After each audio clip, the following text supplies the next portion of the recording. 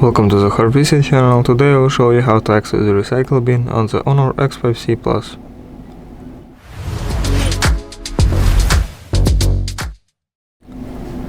So first of all, locate your Files app. It can be on your home screen. If it's not, scroll up from the middle of your screen to open the app drawer and click on the Files app.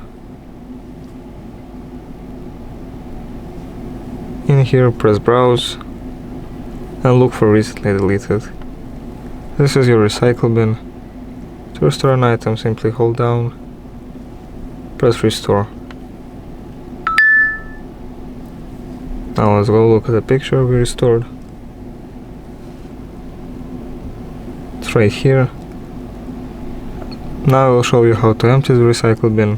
Press Delete, move to Recently Deleted, go back and again, and go here again. Press the three little dots at the top and press Clear. The recycle bin empties automatically after 30 days, so you don't have to do this. But if you have something sensitive to delete, you can do this. Thanks for watching, subscribe to the HONOR X5c channel for more videos, leave a like, leave a comment, and goodbye.